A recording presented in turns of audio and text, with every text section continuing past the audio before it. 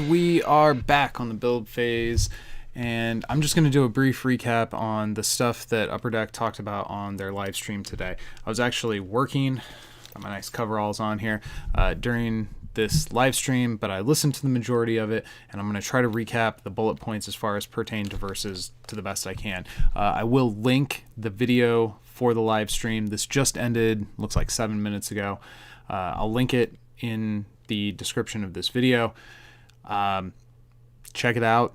A lot of it has to do with Legendary, but okay, so yesterday Legendary announced that they were going to have a delay of their newest expansion. I think Annihilation is what it's called, and it would make sense that Upper Deck would have the same company doing printing for one game that they had doing for another game. So I asked Ryan at the time that he made this announcement if this meant that Versus could experience delays, and he said probably. So I asked a follow-up question of, I know that at least historically speaking, I talked to Mark about this back in, like 2017, 2018, so it's been a long time. It may be out-of-date information, but the whole arc, at the time we were talking about how the whole arc of a Versus expansion are all printed at the same time.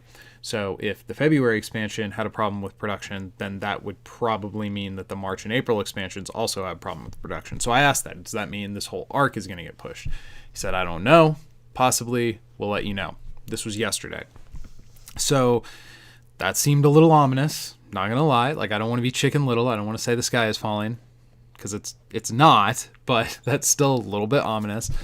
But today he came on the stream and confirmed that while Legendary had a missed expansion, and that would probably push back the Legendary calendar, so like the February expansions coming out in March, the March expansion, and so on, which makes sense. I mean, you don't want to have multiple expansions in the same month.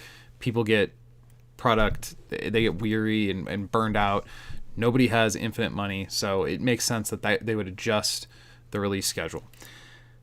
However, none of that is true for Versus. The Versus February, March, April sets are confirmed that they're coming out in February, March, April. Now, this did have a caveat on it of things could change. The situation is fluid. If you are not aware, there is a shipping container shortage happening in the world right now. So getting products, even if the product can be manufactured, getting it from place of manufacturer to point of sale is difficult right now. So if, they come out and say, oh, we thought we were going to make it, we were wrong, this release date's going to get missed, it wouldn't surprise me. And that would be okay. In fact, I would rather have them come out and say that than leave us in the dark like they did with Crossover 3. So Ryan's defense, and I do feel like that should have a fair hearing, was that even when they knew Crossover wasn't going to come out in December, they didn't want to come out and make an announcement because they wanted to wait until they had the release date so they could give us concrete information.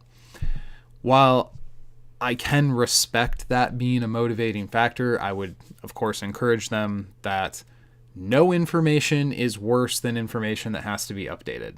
If you just say, hey, look, we're going to miss this release date, we don't know when Crossover 3 is going to come out, but we'll get announcements made as soon as we can, I would have been a lot happier, and that would have saved me a couple of weeks of going, why has there been no announcement? They just whiffed a release date, and nobody's going to say anything, nobody's going to react, they're going to act like this didn't happen.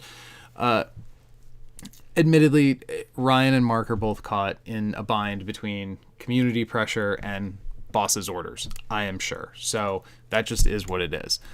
Ryan also mentioned that, I'm checking my notes here. Ryan also mentioned that older Versus sets, and he was unable to say which ones, but older Versus sets were going to go out of print. Arguably, it probably makes sense that they've been out of print for a long time. I bet they haven't paid to have a print run done of, say, like the Marvel Battles, a product that came out in 2015. I bet they haven't had a fresh print run of that done in quite some time. But knowing that they're not going to do one again, for my guess would be Marvel Battles, A-Force Defenders, Legacy, maybe Monsters, probably Alien Predator. These would kind of all fall into the first couple years of the game's life as expansions that might not see another reprint. And if they don't, now I don't know what the list is. Again, Ryan did not say. He just said that this was coming and the list would be announced sometime in the near future. So if you're a newer player and you don't have some of these older sets, now might be the time to grab them, because once they get hit with that not being reprinted label, some of the prices on this stuff might not be bargain bin anymore. If stores know they can't just immediately order another one. Yeah, stock up on Defenders or A-Force. Again, I don't know that it's going to be those expansions, but it would make sense to me. I would look at the first 2 years of the game and go probably all of them are the ones that are not seeing reprints. That would be my guess. So that's important. I think people should know that. Most of the established players probably already have, if not multiple, like I think I have like 7 base sets at this point, and I'm sure there's other longtime players of this game that have way more copies of some of those early expansions than they need. Let's see, what else? The previews for Darkness and Light are going to start next week, which is a really good sign. It kind of lays to rest my worry that we were going to see multiple delays throughout the beginning of this year. Again, I don't want anybody to come away from this thinking that Ryan made promises. He did not. He was very clear in everything he said that, like, this is the information now, but the last year has taught us that the situation is fluid. The online event, Ryan, I did not initially bring this up. Ryan mentioned this himself, and I asked him, well, what's going on with that? I literally haven't heard anything. I was talking to Mark, not like on a regular basis, but we had multiple conversations about what an online event might look like, what some of the challenges would be. The planning seemed legitimate, and then it just went complete radio silence around June. Never heard anything else about Upper Deck online event. I don't know what the challenges are. Yeah, I also have a shameful amount of base set stacks. So whatever those challenges are, I wish they would solve them. And it was actually quite the contrary to the way some people might take the news that, hey, they still have no news. The fact that they're still talking about it, I think, is really positive. I kind of assumed the idea was dead, that some lawyer somewhere was like, we can't ensure the integrity of the event, we can't do it. But it is still being discussed, and Ryan elucidated about how it's being discussed on top of their regular workload, that this wouldn't be something that takes up existing work hours. This would be an additional thing on top of everything that I already have to do. Now, I don't know how busy these guys' work days are. I certainly don't want to speak for anybody else's time. But I would say the community, with no help from anybody, organized a pretty awesome one-day tournament, and we've organized multiple multi-week events, hobby league style events that take place over months at a time, and we've done pretty good. Not flawlessly, true, but we have no resources. We're doing this out of the kindness of our hearts and out of our own pockets where resources are being required. So if the community can do this, I think Upper Deck, with whatever their marketing budget is, it's bigger than zero. You know what I mean? So I think Upper Deck absolutely could step in and fill this space with some kind of anything for the community to fill the time and to have an online event.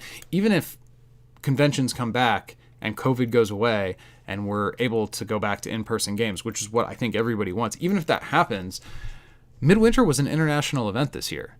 That's awesome. We should not lose these games. We should not fall back into the complicity of being able to drive to a regional and the Italians can play with the Italians. Nah, man, I want to face all the players in the world. I would like to have a World Cup that I know we call Gen Con Worlds, but if it was actually global, if this was actually an event that was open to players from all over the world that didn't necessitate thousands of dollars worth of travel and other expenses, that would be awesome. If the community can pull it off, Upper Deck sure can pull it off. I think that was everything out of the stream. I kind of went on a little bit of a rant about online play there at the end. So I'm going to wrap this up. Definitely check out the Upper Deck stream, but I think I hit the highlights there for